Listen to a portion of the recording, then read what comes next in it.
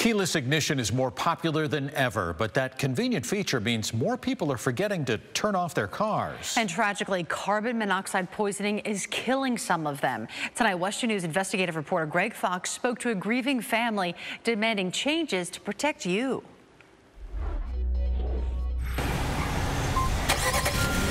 Push-button start. You call it a convenience. But Paige Pence? A disaster. A killer. Her parents, Paul and Juanita Berry, died 3 years ago. They were found inside their New Smyrna Beach home. Went in there and found my parents on the bathroom floor. Both of them were laying on the floor. Then Rob noticed exhaust fumes. The exhaust fumes got into the house. Carbon monoxide. Carbon monoxide got in the house. Security cameras recorded the Berrys' 2013 Dodge Journey driving in the night before. Police found it out of gas. The medical examiner ruled cause of death, carbon monoxide poisoning due to prolonged exposure to motor vehicle exhaust. Paige and Rob believe her parents forgot to push the button to turn off their SUV. For them to be taken away like that, I'm broken. I'm just broken.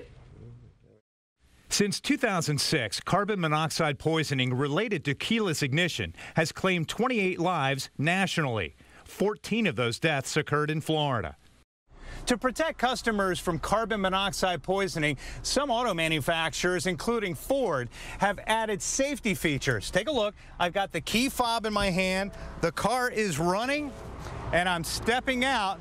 And as I walk away, do you hear that? A couple of beeps to warn me that it's still running. Even if you don't hear the beeps, after 30 minutes, the engine automatically shuts off. It only makes sense. Is this saving lives? I would say it would absolutely save lives. The Berrys left their Dodge Journey like this one running in the garage. We asked Dodge for comment. Its parent company, FCA, declined an interview, instead providing photos of the current owner's manual cautioning drivers to place the ignition in the off position and this statement: all FCA vehicles with keyless ignition systems comply with federal motor vehicle safety standards. That's right. The National Highway Traffic Safety Administration says automakers are not required to have alarms or automatic shutoff. The known deaths and injuries could have been prevented.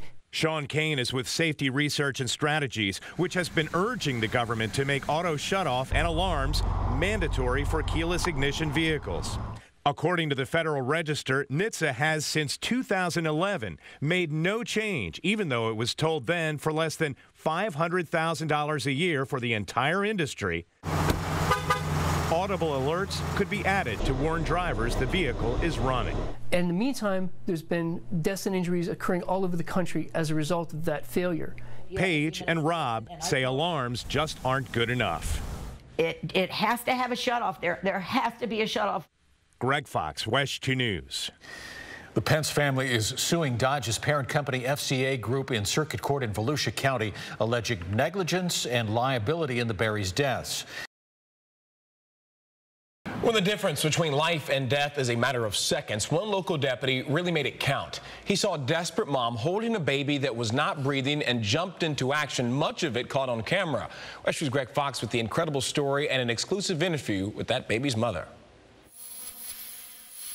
Rush up today since he's doing so good. This is some of the first video of Kingston Crowell as he recovers at Shands Hospital after his frantic rescue by a deputy. Kingston and I are going to be buddies for a long time. Jay Nix was on patrol when the Marion County Sheriff's deputy saw and heard Kingston's mother and sister yelling for help at an intersection near Ocala. My sister screamed, "There's the officer. We need to stop and get him because we can't get through the traffic." Kingston had stopped breathing, and you can see on dash cam video Deputy Nix rushing over to give the 4-month-old CPR. I just kind of panicked and started crying. I was like, "Is he okay? Just tell me he's breathing." Deputy Nix tried and tried, but determined he just could not revive the child. So, figuring he was close to Ocala Regional Medical Center, he put Kingston in the car and took off.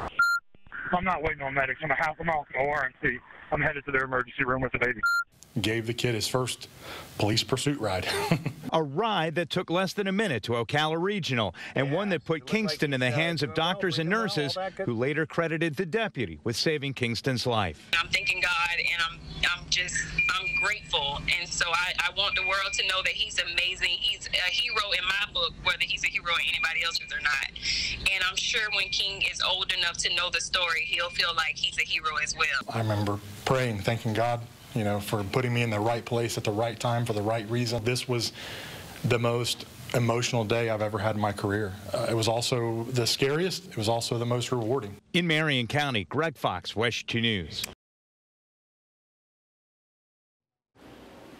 People in an Orange County neighborhood are trying to figure out if it's a random act of patriotic kindness or something else. WESH's Greg Fox takes us there tonight for an Independence Day whodunit.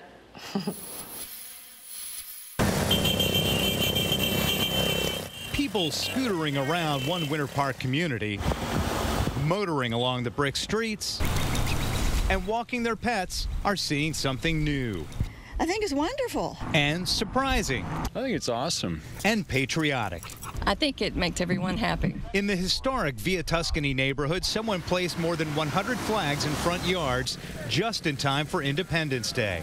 America is great, and we need to keep that on display. No question, folks in this neighborhood appreciate the gesture, seeing the flags placed in front of their homes. But the big question is, and the big mystery is, who did it? People with security cameras may want to hit the rewind button and check late Monday, with people telling me they woke up Tuesday morning to see Old Glory on proud display, winding around every corner for 10 square blocks. Do we know who put the flags here? No, we do not. Do you want to know? Yes, we do. I have no idea, but it's a really great display of patriotism. And Winter Park is very patriotic. Just very grateful to that person or persons. The timing couldn't be better, with national flag sales and a lull typical of non-presidential election years. People here would like the mystery patriot to come forward so they can show their appreciation. I think it's the one day of the year where we all have the same spirit in our hearts for this wonderful country. This is what it's all about, our freedom. Thank you. In Winter Park, Greg Fox, WESH 2 News. Well, Greg Fox has been checking into that. Greg? Well, we have looked into the enforcement histories for both these companies, Gold Key Roofing and Bale Brothers Crane, and they both have enforcement histories. As we give you a look, especially at the toppled up tires there that they're trying to set back onto the pavement there, we'll tell you that there are serious violations, fines in the past, and in one case, a fatality. As crews work to put the toppled crane back on its wheels, executives at Bale Brothers Crane and Rigging and Gold Key Roofing declined to comment on the exact cause of the mishap, one in which, fortunately, no one was injured or killed. We went to the local headquarters for both the roofing company and the crane company, but no one would talk with us about what happened. According to records obtained by WESH 2 investigators from the Occupational Safety and Health Administration, this is not the first serious incident involving Bale Brothers Crane and Rigging. Department of Labor enforcement records reveal a company employee fatality in Merritt Island in 2013. WESH 2 News covered the story of Sean Cheney's death when authorities say he fell from a crane barge while it was being attached to a tug. He drowned. Court records show his family sued Bale Brothers for negligence, but the case was later settled, and Bale was not fined or cited by the government. Bale was, however, cited 3 times for serious safety violations since 2012 and fined more than $11,000. A check of Gold Key Roofing's license status with the state shows it to be active and in good standing and with no complaints. Federal safety records show Gold Key since 2014 has had 2 serious safety violations, resulting in more than $6,000 in fines. And I've been in touch with the Office of Public Affairs for the Department of Labor, and while they would not be required to send OSHA inspectors in this particular case to this particular mishap, they say that they are considering doing that. Live in Orlando, Greg Fox, WESH 2 News.